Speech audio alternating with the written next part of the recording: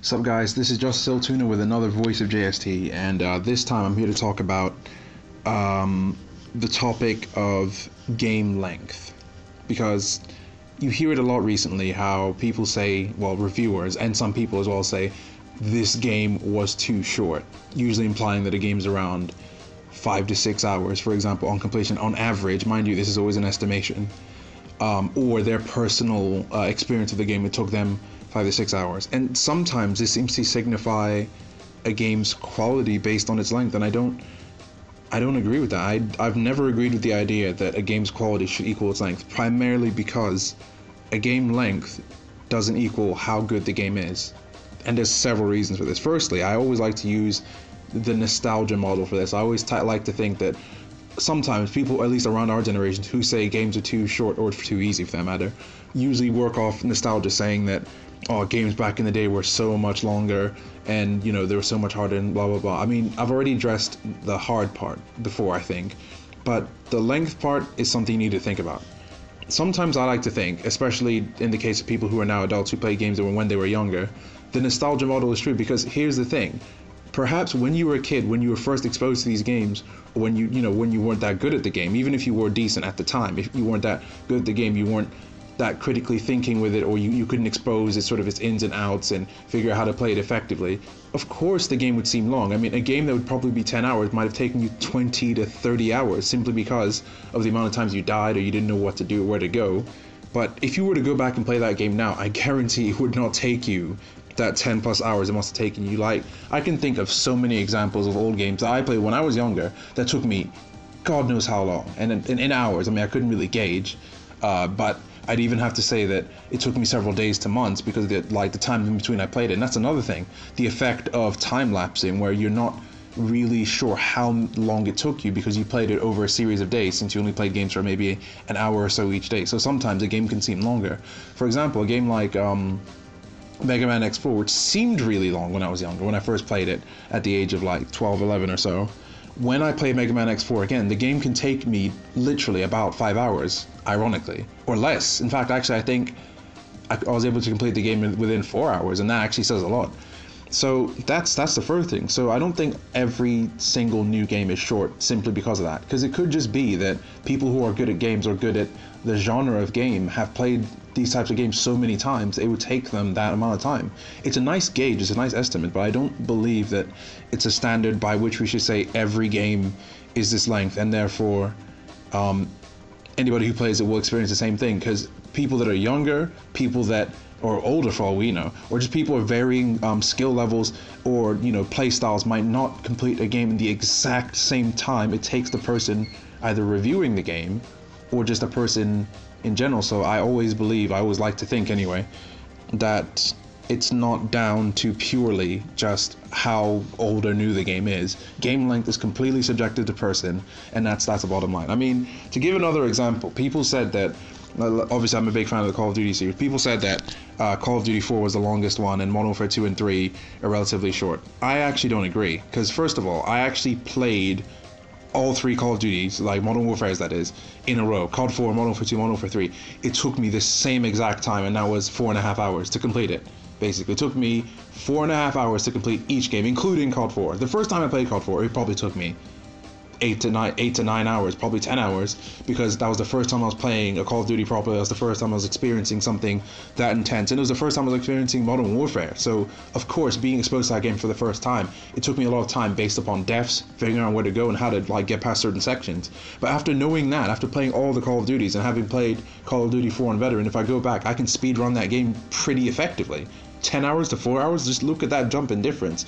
Would I say to somebody that Modern Warfare is a 4-hour game or 5-hour game? No, I wouldn't. I'd say play it. It's decent length. It'll probably take you about 6 to 7 hours, probably 10 hours on your first playthrough, because that's the same thing happened with Modern Warfare 2. But by Modern Warfare 3, I was so good at the COD games in general that it took me probably, I think, 6 hours. I didn't really die that much.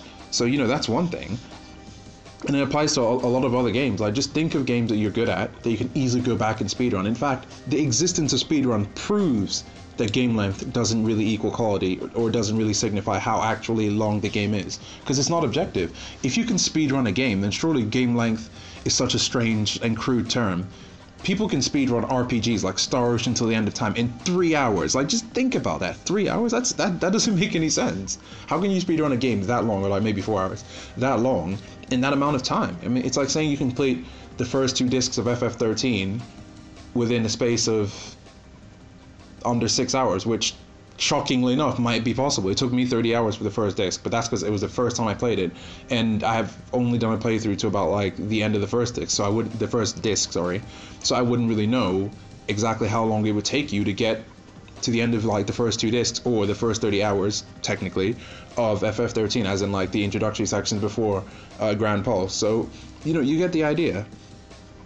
Enjoyable experiences are really just down to the person. A game's length doesn't equal a game's quality, simply because if in that amount of time, however long it takes someone, be it 5 hours or 50 hours, if it takes them however long and they enjoy every second of it, that to me is a good game. I always remember what Infinity Ward and Sledgehammer said about Modern Warfare 3 when asked about the game's length. They said, well, to be honest, we're not, I mean paraphrasing of course, they said, we're not focusing on making a strictly 10-hour long campaign, because what we want to do is, we don't care how long it is, for the player, that is. We just set out to make the most explosive, enjoyable Call of Duty to date, something that will end the series, the Modern Warfare series, nicely, and will be fun and fun and good, something memorable. They don't really care how long it was, so they basically said that their purpose wasn't to set out to make a 10-hour long game, but just an enjoyable game. So however long it takes you, 5 hours, 10 hours, 20 hours, if you enjoyed it, if you thought it was a great game, then that's fine. Because what it also implies to a degree, that game length somehow does equal game quality, in the sense that the longer the game, the better. And not many people will agree with that. Some people don't like RPG length games. Some people don't like 30-hour long games, just as some people don't like 5-hour long games. I mean, some games, like arcade games and indie games, like platformers and stuff, might only take 5 hours because that's the breadth of the game, but all 5 of those hours might be in your face, explosive and exciting, and that might be something that fulfills you. If you play like a game like Dishwasher Vampire Smile, that game might take you under 5 hours to complete because of the nature of the game, and that might be fun. If you said game length equaled game quality, then surely a 5-hour long game is bad. So, but that's across the board. If we're to then define by genres that this type of game should take a certain amount of hours, but then that would create a template where, let's just say, every FPS should be 10 hours, every third-person shooter should be 15 hours. What that then would do is suggest that they should somehow figure out a way to bloat up the games to the point where there's enough filler to last that length of time, presumably, but even then, people still might speedrun it anyway. And I don't think that's fair enough, because an IGN wrote a great article called When Epic Comes Bloated, or Epic Feels Bloated, and I think that was a perfect explanation of why just filling time, to make a game long doesn't equal like actual quality, because I think that the best thing to do is just make the game according to your design decisions, and however long it takes the player, is up to them. Yes, I agree. As a reviewer, you have to estimate a certain amount of time that a game's going to take to complete for the average gamer, but the average gamer and estimations, none of this truly equal solid, unchangeable fact that if a game's length is 10 hours, then this is alright. If a game's length is 5 hours, then that's bad. I mean, and most of the time, reviewers will say that it's 5 hours, but that's not a bad thing, or it's relatively short, but that's not a bad thing. It's a whole different argument if you say that in that short amount of time, nothing was fun. Then yes, that's true. If a game campaign was short, nothing happened in that 5 hours, yeah, that's boring. But if a game's campaign was 10 hours and nothing happened in that, I think that's worse, because that's a longer game. That's even more boring. If a game's campaign is 2 hours, and I thought every 2 hours of that was just like a complete like an indie game or an arcade game. If the game was 2 hours long and them 2 hours just blew me away, that is a fantastic game. If a game is 20 hours and every 20 of those hours, even though few games can pull this off except like, I don't know, Arkham City, if all 20 of those hours are phenomenal, then I'm fine.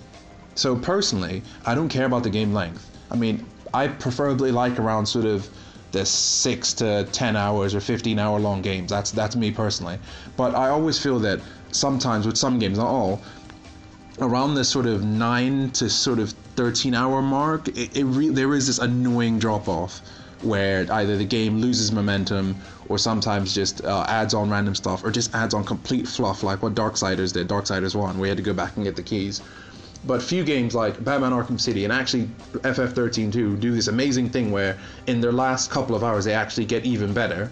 And I think in FF13-2's case specifically, what made that game interesting is I'd say the last 15 hours of that game truly blew me away, actually way more than the first 20 or so hours. The last 15 hours of that game, I think, were the true meat of the game, for me personally, because I think that's where the story really picked up. So I think it's up to you to really determine and decide what game length means to you.